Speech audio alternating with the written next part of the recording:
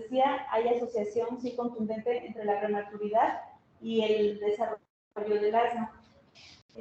Como les decía antes, a las 32 semanas de edad gestacional es más probable, ya después que nacen entre las 32 y 36, cuando todavía se consideran prematuros, pero no prematuros extremos, el riesgo va disminuyendo.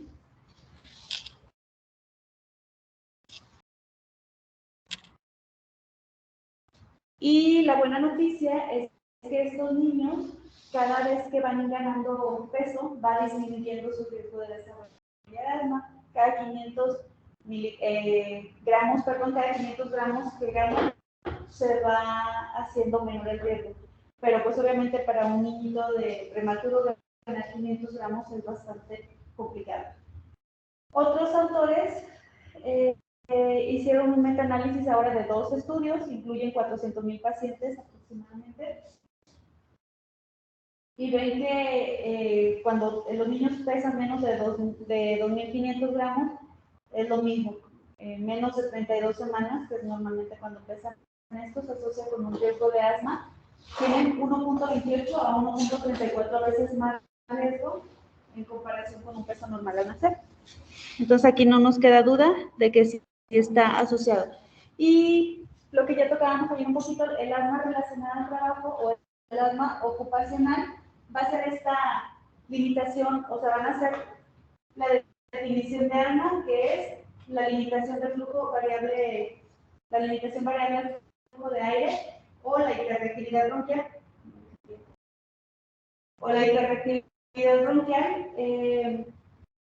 Pero esto va a estar relacionada directamente con la exposición a un agente en el trabajo, específico ahí del entorno laboral. Estos estímulos o esta hiperactividad no la van a tener los pacientes cuando ya salgan del trabajo. Al principio, ¿verdad? Ya cuando el asma está más avanzada, claro que los síntomas van a estar cuando estén trabajando y cuando ya estén en su casa, pero al principio pasa esto y esta es la característica de la ocupacional. Son agentes que se encontraron en el trabajo y fueron los causantes de desarrollar asma. El asma relacionada al trabajo es otro concepto parecido, pero este corresponde a que yo ya tengo mi diagnóstico de asma, yo ya tengo mi sibilancia, ya tengo mi hiperactividad bronquial, pero esto pues se exacerba cuando voy al trabajo, porque ahí hay un factor que hace que mi asma se exacerbe. Varios trabajos pues se han relacionado hasta con un 50% de riesgo de exacerbarse el asma. Y bueno, hay otros datos muy importantes sobre la contaminación del aire exterior. Aquí se ha investigado mucho porque se ha visto que sí, ya van mucho tiempo que están investigando y en efecto la contaminación exterior puede ser causa de exacerbación de un asma persistente. Los que viven en áreas totalmente contaminadas o urbanas, por ejemplo, Ciudad de México, Tokio, esas cosas, tienen el doble de riesgo de prevalencia, pero el doble de prevalencia de asma comparados con una población que vive en una zona de contaminación baja. Han surgido evidencias que nos sugieren que la contaminación del aire también podría ser la causa de un asma de nueva aparición, o sea, no solo que no se exacerbe, sino que sea causante. Los principales contaminantes del aire exterior pues van a ser el dióxido de nitrógeno, el carbono, estas sustancias PM10, PM2.5 que se encuentran en las emisiones de ciertos vapores de la industria. Y en esta figura vamos a poder explicar un poco mejor cómo funciona todo esto de las fuentes de contaminación, cómo se van desarrollando y cómo es que se presentan en el ambiente para que nosotros podamos desarrollar asma. ¿Estamos listos con la figura que sigue? ¿Está aquí? No, ¿Sí me escuchan, doctora? Sí, adelante. Muy bien. Sí. Bueno, como dijo la doctora, en este esquema vemos las fuentes de transporte, de transformación y los destinos de contaminantes atmosféricos. Como dijo, se han hecho muchos estudios, por ejemplo, un metaanálisis en 2017, donde se estudiaban la relación entre los contaminantes del aire exterior y las exacerbaciones del asma, tanto moderadas como graves, en los niveles de los diferentes componentes químicos que se encuentran en la atmósfera. Como vemos en el dibujo, tenemos una línea que nos divide la estratosfera y la troposfera, que sabemos que es la más cercana que tenemos a la superficie de la Tierra, y la estratosfera son las capas de la atmósfera que están encima, con un espesor de 30 kilómetros aproximadamente, en el que vemos que tiene la formación, ahí es donde se hace la destrucción del ozono, perdón. Como vemos en el esquema, a mano inferior izquierda, vemos que están todas las fuentes de contaminantes como la ciudad, la industria, cuando es la quema de biomas, por ejemplo, cuando estamos en la ciudad y vemos que queman alguna área llena de, como alguna área verde para no cortarlo, las emisiones, tanto como de metano, carbono, dióxido de carbono, los componentes orgánicos derivados del carbono, el sulfato, el material particulado, el óxido nitroso, los cloroformo de carbono, los oxígenos de nitrógeno, el ozono y el polvo, y cómo estos pueden llegar por medio de la transformación química a una deposición de Espera, solutos. Valeria, nos desconectamos. Danos oportunidad. ¿Sí me escuchaste, verdad? Sí. ¿Valeria? ¿Estás ahí? Sí, aquí estoy. ¿Sí? ¿Sí me escucha, doctora? ¿Valeria? ¿Sí me escucha? ¿Valeria? No, ¿Me escucha, no te doctora? estamos escuchando porque nos desconectamos acá de la pantalla. Danos un momentito, ahorita te avisamos.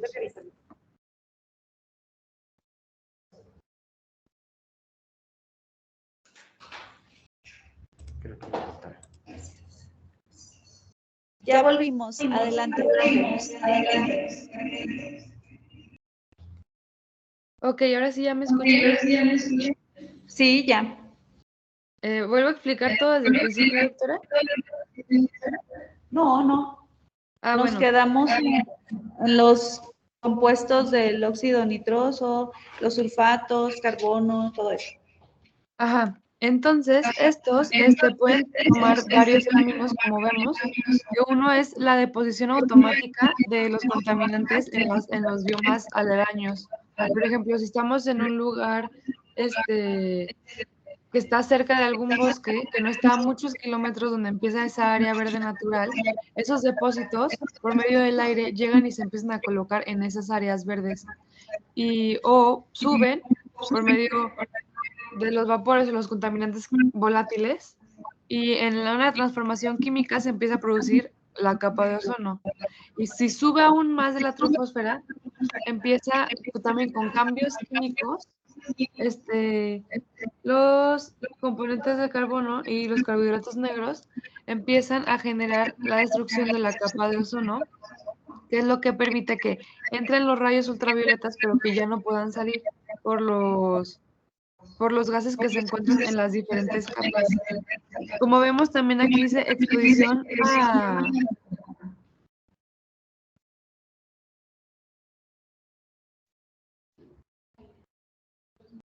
Creo que me dejé de escuchar. Ah, ya.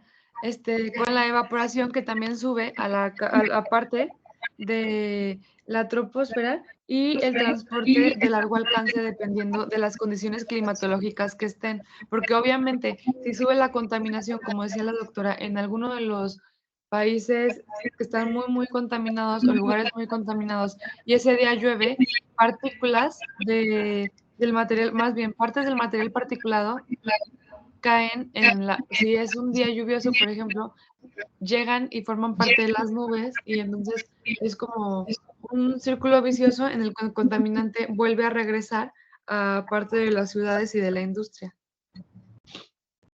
Y creo que sería todo, doctora. Y entonces esta es la parte donde la contaminación de exteriores adquiere la importancia y, como decimos, pues ya está establecido que si esta contaminación, de hecho sí está ya determinado que en las ciudades con mayor tráfico, pues vehicular, hay más personas con asma y el asma es más grave. Quien vaya a explicar esta figura, ¿está listo? Adelante. No, pero ya si estabas hablando, acércate ahí. Pues aquí ahorita te tomas la foto, porque la foto es la que... O vente para acá. Sí, vente para acá, porque a mí me escuchan perfecto.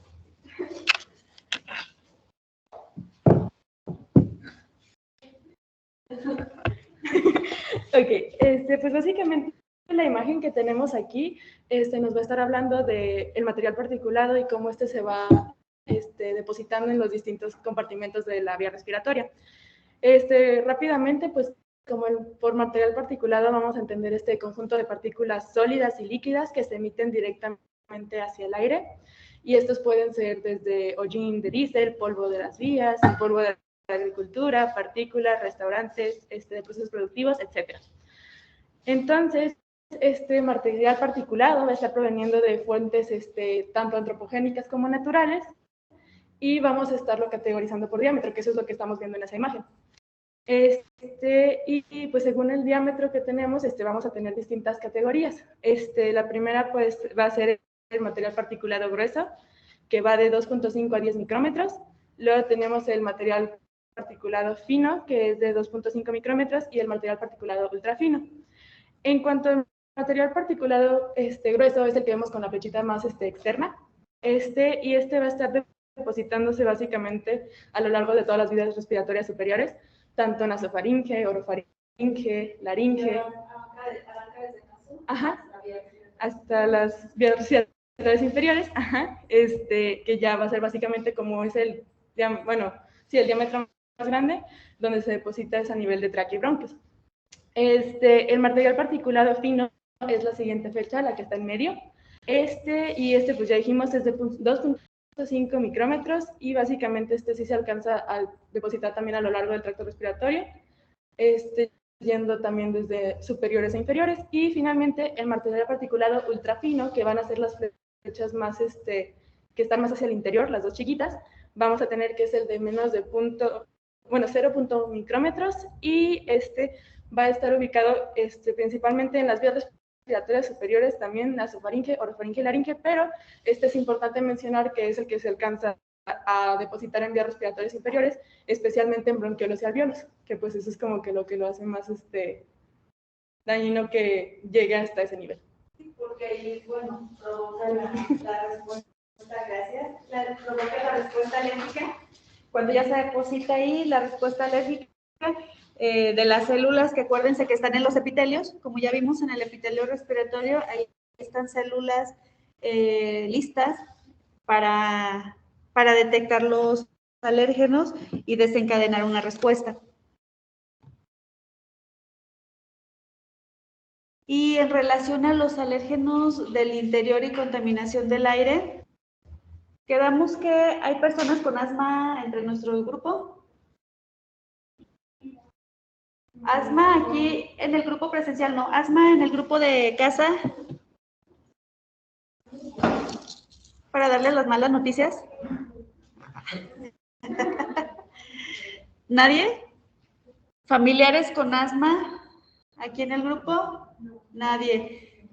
Francisco. ¿Familiares con asma en casa? Nadie. ¿Seguros?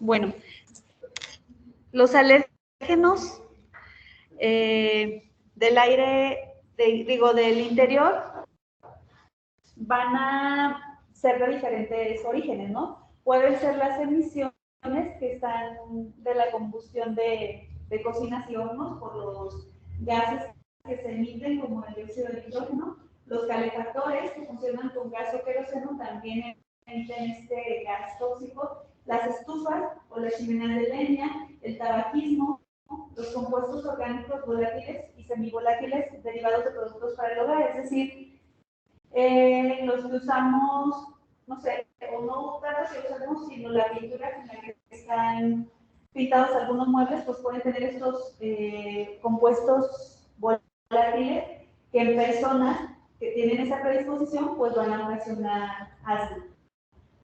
Y los alérgenos más prevalentes, insectos, moho, ácaros, roedores y las mascotas. Entonces, las malas noticias iban en relación a las mascotas.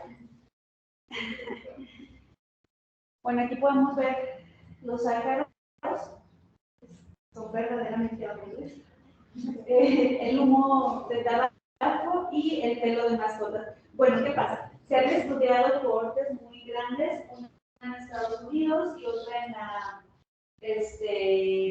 evaluación para asma en la infancia, y resulta que ahora contamos con suficiente evidencia que nos dice que hay una relación causal entre estos agentes y el desarrollo del asma. Es decir, sí está directamente relacionado a que el pelo de los gatos nos va a hacer desarrollar asma en personas, obviamente, que tenemos esta predisposición. Estos alérgenos ambientales de interior adquieren particular importancia porque, a diferencia de los exteriores, pues estos sí los podemos detectar más fácil y los podemos controlar. Es decir, si retiramos mascotas de casa, esa era por eso noticia. Si retiramos las mascotas de casa, si estamos atentos a que no se formen moho en las superficies, si estamos atentos al tipo de horno que usamos o evitar esto, podemos modificar obviamente el curso, ¿no?, de una enfermedad alérgica como el asma. ¿Qué pasa con el moho?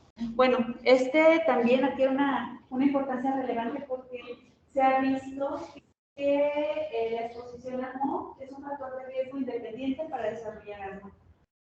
Hay algunos que, acuérdense que les decía, es que no basta con que mis papás tengan asma para que yo pueda desarrollar asma, se tiene que conjugar ciertos factores, como si fuman en mi casa, o si yo fumo, o si tengo al gato, si me dio una infección viral por el virus, adenovirus, ¿tipo cuál era?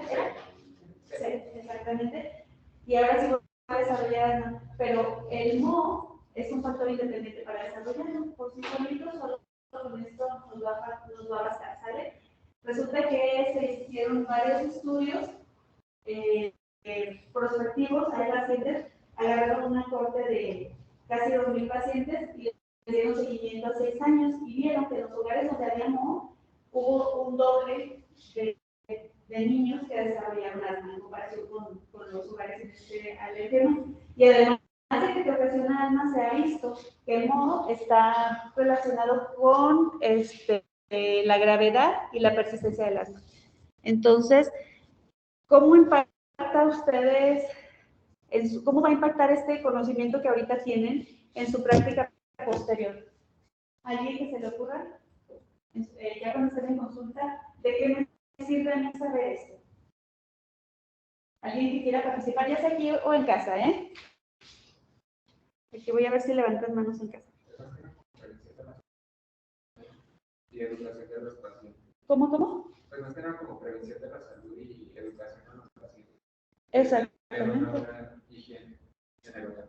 Exactamente, nos dice Francisco que principalmente como prevención y educación a los pacientes de que la higiene en el hogar, o exactamente, por ejemplo, si ya vemos un niño que tuvo su bronquiolitis, ya lo dieron de alta en el hospital, nosotros ya vamos a saber que muy probablemente esa bronquiolitis vaya a ser causa posterior de que ese bebé vaya a desarrollar asma. ¿Cómo podemos ayudarle a medida de nuestras posibilidades? Porque hay casos en los que no los vamos a poder evitar porque ya está ahí el gen y va a pasar. Pero ¿cómo podemos ayudar? Pues vamos a educar precisamente a los padres a que si tienen superficies en casa, pedirles pues que si tienen hongos por ahí en el baño, por ahí en la cocina, que se tienen que deshacer de ellos porque eso podría provocar que este bebé a largo plazo o a mediano plazo, 2 añitos, nos empiece a desarrollar asma. Esta es la forma como vamos a impactar con este conocimiento que estamos adquiriendo. Maestra, una pregunta. Sí. Los niños que eran expuestos a mayor cantidad de alérgenos durante la infancia temprana no tenían un sistema inmune más, bueno, no tenían menor cantidad de infecciones o algo así. Otra vez, ¿cómo? Que si los niños que estaban expuestos a alérgenos a temprana edad, por ejemplo, los del campo, no tenían sistemas inmunes más fuertes que aquellos que estaban en ambientes más, como quien dice, más limpios. Sí, claro. ¿Y te refieres con esto al hecho de que si hubiera moho en casa, los haría como más resistentes o cómo? No, me refiero a que si no sería como que menos probable que adquirieran una alergia por esto. Claro, sí es menos probable si, acuérdense, si el microbioma está más variado y si este microbioma fue desarrollado principalmente antes de los 6 meses de vida, 6 meses, perdón, antes del año de vida, si este microbioma fue más diverso, sí va a darles mayor protección. Obviamente estos niños, pues nosotros sabemos que, no sé, en el medio rural no hay tanta limpieza, pero no es en sí porque, ¿cómo me explico? O sea, no es que la suciedad de las casas los haga más resistentes, sino recuerden la exposición porque juegan con tierra, porque conviven unos contra otros, los hace más resistentes a estas infecciones. Y sí, es muy probable que estos niños que tienen un microbioma más diverso, que han estado expuestos a más agentes ambientales y a más alérgenos, no vayan a desarrollar el asma a pesar de la exposición al moho. ¿Sí contesta esto la pregunta o el comentario? Sí, maestra. ¿Seguro? Doctora, Mande. yo tengo una duda. ¿Y la Sí. exposición al moho en la edad adulta no los predispondría para alguna otra enfermedad alérgica? Tal vez no asma, pero por ejemplo rinitis o algo. No, ya no te escuché al final. ¿Cómo? Otra vez. Que si la exposición al moho en edad adulta los predispondría para presentar alguna otro tipo de enfermedad alérgica, ya sea rinitis o dermatitis, algo así. No tanto como Ya. asma. Ajá. Está más relacionada con asma. El moho no se ha relacionado con otras enfermedades alérgicas. Es principalmente con asma. ¿Y solamente se presentaría en niños o eso también en adultos? No, también se puede presentar a adultos. Acuérdense que hay diferentes momentos bueno, todavía no lo vemos, pero hay diferentes momentos de presentación. Por eso es el asma de la infancia, el asma del adulto, el asma del anciano. Y sí nos puede afectar a todos, pero se ha visto que principalmente en estos grupos de edades más pequeños es donde tiene mayor impacto. Gracias. ¿Alguien más? Al contrario. Bueno, ¿y qué podemos decir del humo del tabaco que no se haya dicho ya? Obviamente es demasiado dañino para estos casos. Lo mismo, han estudiado en estas cortes, que les digo que llevan más de 20 años estudiándolas, han visto que estos niños que están expuestos, o como nos acaba de puntualizar su compañera, siempre nos referimos a niños porque pues son los más susceptibles y los más expuestos y donde más se puede incidir, pero sí, también aplica para los adultos.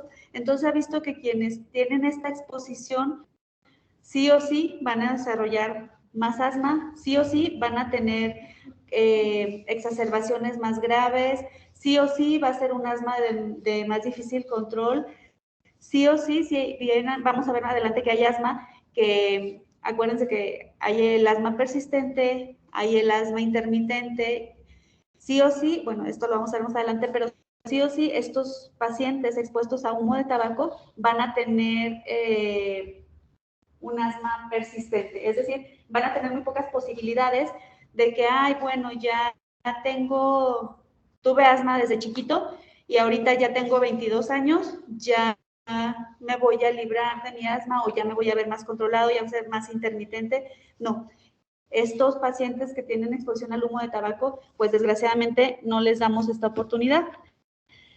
¿Qué pasa aquí?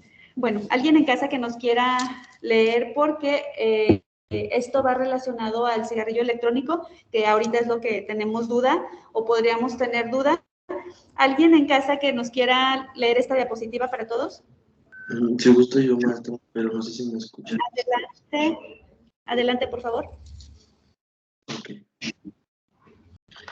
Dice, estudios recientes informan que la descomposición térmica del glicol y de la resina vegetal, los nutrientes básicos de los cigarrillos electrónicos, produce carbonillos reactivos que incluyen acroleína, formaldehído y acetaldehído, todos los cuales se conocen toxicidades respiratorias. Los datos de encuestas recientes indican que los adolescentes con asma tienen mayor prevalencia de uso de cigarrillos electrónicos, del 12.4%, que los asmáticos, que es un 10.2%. Investigadores coreanos encontraron que el uso de cigarrillos electrónicos entre estudiantes de secundaria se asoció con una mayor probabilidad de ser diagnosticado. Gracias. Bueno, entonces aquí otra vez se establece una relación causal. Si el cigarrillo electrónico es causa de desarrollar asma, y si se fijan aquí, ya no estamos hablando ahorita tanto de niños, sino de adolescentes, que es en los que está más difundido el uso de o jóvenes, que es donde está más difundido el uso de los cigarrillos electrónicos. Más adelante, obviamente, ahorita ya muchos papás pues están empezando, o muchos papás pues que tienen los niños pequeños están empezando a usar el cigarrillo electrónico, y más adelante ya nos van a hablar que los niños expuestos al humo del cigarrillo, pero ahorita si se fijan, los estudios se enfocan en los adolescentes, ¿no? Porque son quienes están más expuestos ahorita. Entonces, cuando igual sus amigos les pregunten o en su consulta, pues ya les tenemos una respuesta, ¿sí? Se ha visto que en Estados Unidos hicieron igual estudios y los estudiantes que usan los cigarrillos tienen más prevalencia de asma, sí o sí. ¿Qué mecanismo se propone para esto? Resulta que todo va relacionado a la vía respiratoria y a la respuesta alérgica. Estas sustancias que vimos en la diapositiva, que son los principales componentes, pues nos van a desarrollar una inflamación de las vías respiratorias, aumento de la resistencia de las vías respiratorias, causan un estrés oxidativo y con todo esto pues se desencadena toda la respuesta, además de que el estar con el cigarrillo electrónico pues nos va a predisponer, también se ha visto, a susceptibilidad a las infecciones, y acuérdense que de las infecciones luego sigue asma, ¿no? Como vimos ayer. ¿Qué pasa con el tabaquismo involuntario o tabaquismo pasivo? Espero que no les haya tocado ver esto, alguna imagen de estas en vivo, porque sí se siente muy feo, ¿no? Por los bebés, pobrecitos. Entonces, ¿qué pasa aquí? Esto se le conoce como humo de segunda mano. ¿Habían escuchado este concepto de humo de segunda mano?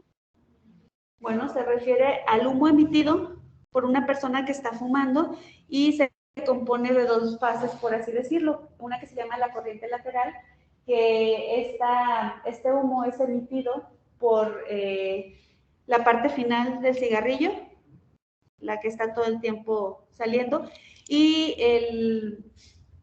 esta es la corriente principal, y la corriente lateral la corriente principal es el humo que exhalan los fumadores, ¿no? Entonces hay dos, por eso es de segunda mano, tanto el humo que está saliendo de la parte distal del cigarro como el que exhala el fumador. Y la nicotina está presente en los dos puntos, pero en mucha mayor medida en el humo de la corriente lateral. ¿Alguien de aquí que nos lea esta? ¿De los de aquí? A ver. ¿Tú? ¿Cómo te llamas? Diego. La exposición al humo de segunda mano contribuye tanto a la causalidad como a la exacerbación de la asma. El tabaquismo pasivo puede aumentar el riesgo de infecciones más graves del tracto respiratorio durante los primeros años de vida. Los efectos tóxicos directos del humo de segunda mano pueden inducir y mantener la mayor capacidad de respuesta no específica de las vías respiratorias que se encuentran en los niños asmáticos. Evidencia sustancial sugiere que la exposición en el útero a los componentes del humo de tabaco afecta las vías respiratorias totales y el desarrollo del sistema inmunológico. Y bueno, todos los que hayamos llevado un curso de alergología tenemos que saber qué es esto de la marcha atópica. ¿Alguien había escuchado este concepto aquí o en casa? Aquí nadie. ¿En casa alguien había escuchado este concepto de la marcha atópica?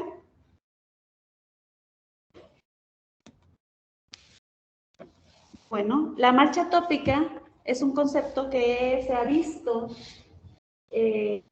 cómo va la progresión o la historia natural de estas enfermedades alérgicas que a menudo comienzan temprano en la vida. Es decir, es poco probable, ya vamos a ver también más adelante, que una persona con asma solo tenga asma. Va a tener o rinitis o conjuntivitis o dermatitis atópica, siempre, o alergia a alimentos, alergia a medicamentos. No, es muy raro que vengan solos. ¿Sí? Igual las rinitis están combinadas con dermatitis. Esto se llama la marcha atópica. Pero ¿qué pasa? Bueno, como les digo, han observado que lo que primero se empieza a presentar en la mayoría de los casos, claro que no es una regla, es una dermatitis atópica o un eczema. Hablemos del niño lactante que empieza con su dermatitis. Luego, ¿qué pasa aquí? Este niño va a desarrollar al rato ya alergia a las proteínas de la leche, o alergia al huevo, o alergia al cacahuate, o alergia al chocolate. ¿Qué viene después? El asma. El asma viene en tercer lugar y por último viene la rinitis. Se ha visto que gran mayoría de los pacientes presentan todos estos o por lo menos 2 de ellos. Y en esta gráfica podemos ver la progresión de la marcha atópica que nos va a explicar. Ya pensé que era ya. Adelante, por favor. Acá, por favor, para que te escuchen en casa.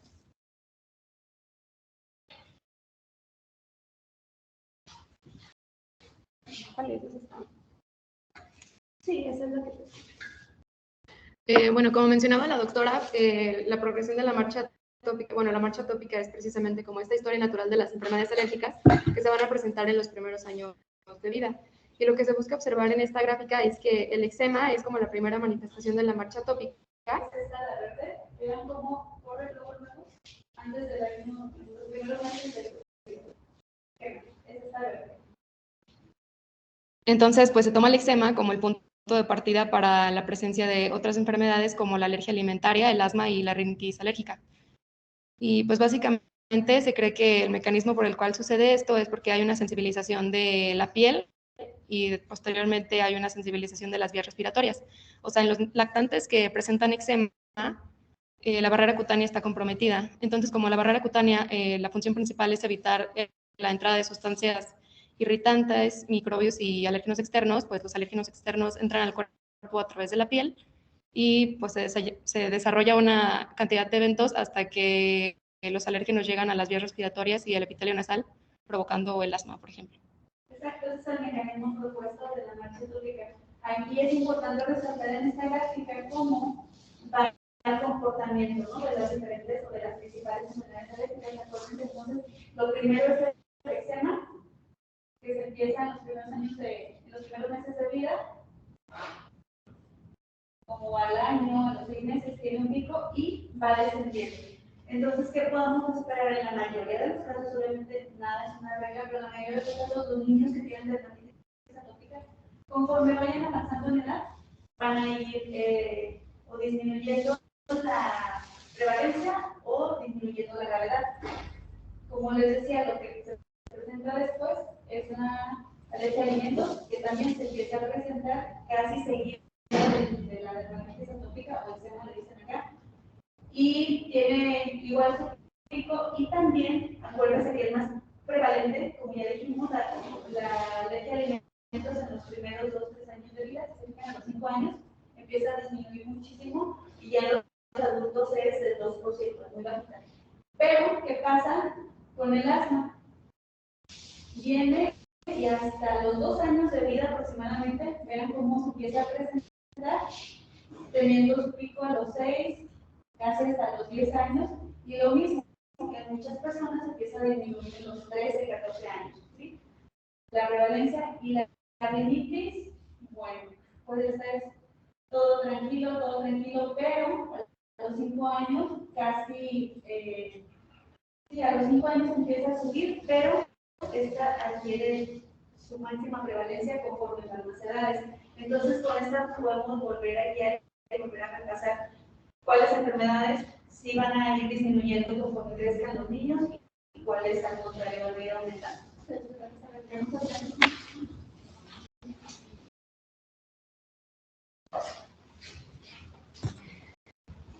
Ay, regresé. Y bueno, esto ya lo explicamos, que el eczema o la dermatitis atópica, que son sinónimos, es lo primero que pasa. Las tasas de prevalencia independientes de asma y eczema en la población son del 10%, y aproximadamente del 30% de los que tienen dermatitis atópica leve y 70% de los que tienen dermatitis atópica grave van a desarrollar asma. Entonces también está relacionado con la gravedad. Si tengo poquita dermatitis atópica, tengo menos riesgo de desarrollar asma, pero si tengo mucha, tengo más riesgo. Y el mecanismo fisiopatológico, que nos explicó muy bien su compañera y de memoria, ya no lo vamos a repetir porque aparte ya estamos sobre el tiempo. Chéquenlo en casa, ¿sí? Esta es nuestra última diapositiva, pero ya lo explico. ¿Me recuerdas tu nombre? Ya lo explicó Jacqueline, acuérdense, todo empieza en la barrera cutánea, está alterada, se empiezan a filtrar los alérgenos y obviamente en los que ya tenemos esta predisposición, pues les cae de perlas, se empieza a desencadenar una respuesta TH2, viaja por los ganglios linfáticos, llega hasta las vías respiratorias inferiores y bueno, viene ya la producción de IgE, la proliferación de mastocitos y células del músculo liso, se nos empiezan a estrechar las vías respiratorias y con esto pues es el mecanismo fisiopatológico de la marcha atópica, es la explicación pues. Y aquí una importancia es que las terapias, es muy importante pues tratar la dermatitis atópica de forma adecuada, porque con esto si nosotros restauramos esa barrera cutánea, tenemos menos probabilidades de que se desarrolle todo lo demás porque lo frenamos al principio. No es tan fácil, ya irán viendo en derma que son bien resistentes las dermatitis atópicas, pero es un punto para poner atención, ¿sí? Bueno, muchas gracias a todos y nos veremos el lunes. Gracias en casa, que estén bien.